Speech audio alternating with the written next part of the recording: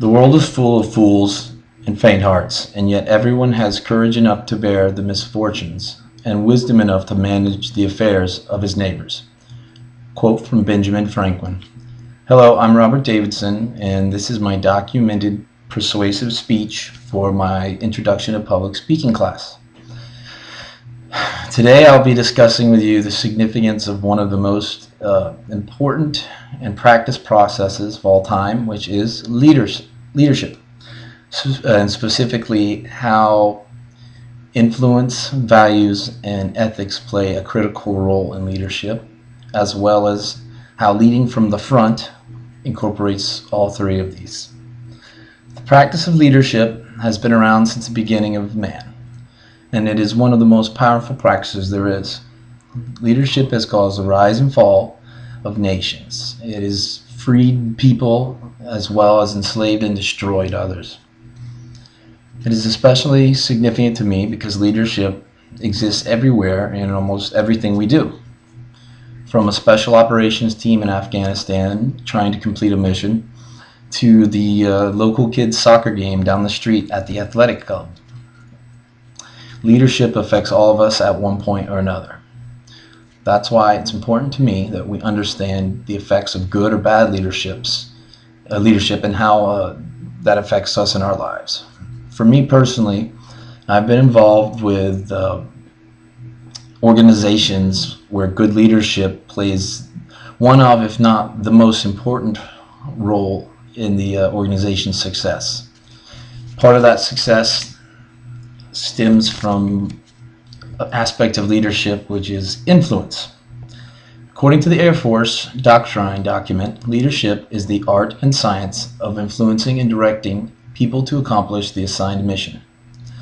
In the military, I was involved in many extensive combat operations where it took good leadership to get you through the mission alive. I saw firsthand the role leadership played in everything from good navigation to getting you in and out of a mission alive to good morale and keeping the team's morale up to complete the mission, staying united. The way that our leaders were able to get us to the point of risking our lives was through influence. According to Gary Yuki, author of Leadership in Organizations, influence is the essence of leadership, and powerful leaders can have a substantial impact on our lives of followers and the fate of an organization. Yuki incorporated other scholars' thoughts on leadership in his book, quoting a scholar by the name of Burns who described leadership as a process in which leaders and followers influence each other. The type of influence leading from the front had the greatest impact to me in my mind after reading this. During my time in the Army, it was the leaders who were willing to do the same things that they were asking of us were the ones, who we ultimately respected and were the best leaders. One example of influencing a unit by leading from the front was during my time in Afghanistan. I was told I had to jump out of a helicopter into a hot landing zone where the enemy was firing at me.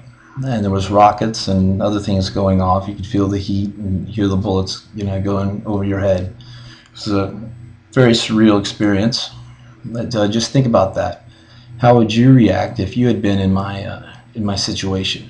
My leaders influenced me to do this by leading from the front, by doing the same thing that they asked me to do.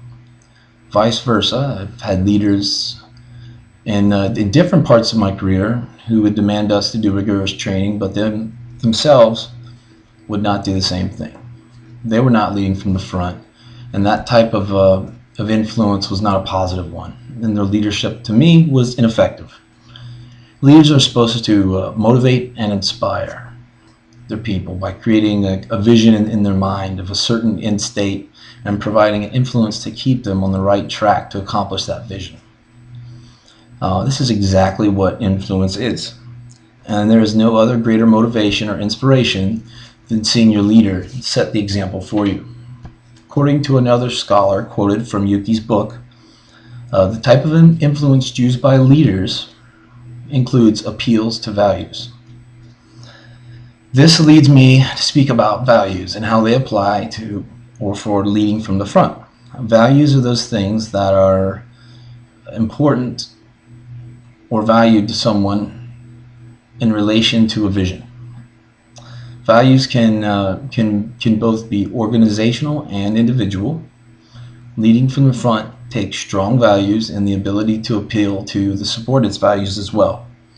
The individual values of a leader who leads from the front, in my opinion, is commitment, competence, and courage. During my time both in the military and in the fire department, my job required for me to hold close the values of commitment, competence, and courage. If my leaders did not hold the same values or tried to adapt their style of leadership to appeal to my values, they would not have been able to influence me to either jump out of a helicopter or run into a burning building. Leading from the front, in my opinion, embodies those values. If a leader does not have commitment and then they try to lead from the front, there will be no follow-through and their promises with their promises or actions. If a leader does not have the competence and then they try to lead from the front, they will most likely fail and their subordinates will be put into a no-win situation as well. If a leader does not have courage and is expected to lead from the front, they will definitely fail. All those things will quickly lead to failure. So as you can see, values are important when applying them to practice of leading from the front. Values are in essence what we judge to be right or wrong. Values are also tied into ethics. An ethical leader is expected to behave in a manner consistent with what is right or moral. A leader that leads from the front will have the highest adherence to what is right or wrong and therefore be ethically sound. They will have to set the example for their subordinates and to be successful. For their subordinates to be successful, that will need to be positive ones. As an example, they need to be positive. One personal experience of a leader not being ethically sound was when a person in charge of me had an issue telling the truth. This individual would say one thing to me, and then when they relay their story of our interaction, it was relayed in a totally different manner than which it actually had happened. The person, as I refused to call them a leader, was more intent on making themselves just look good and trying to impress others than to do what was right by telling the truth. The ethics of a leader can ultimately set forth the tone of an entire unit or those all around you. It's an infectious thing. If a leader is trying to lead from the front but does not have sound ethics, they will possibly influence and contaminate the entire organization in a negative way. When I think of good leaders, I think of General Patton, and here is a picture of him, who, to quote, said, "Do everything you ask of those who you command." It's a very simple statement, but it has great impact on the leaders that actually follow it. Leadership is not something that's granted, it's something that is earned. In most cases, it's given to those who step up and lead from the front. My favorite quote from General Patton is, and I personally live this way: lead me, follow me, or get out of my way.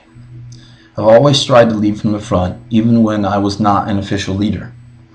To do this, I had to have the highest values and ethics to be able to influence those I was leading, and I would expect nothing less from those that I've been directed to follow. Thank you very much.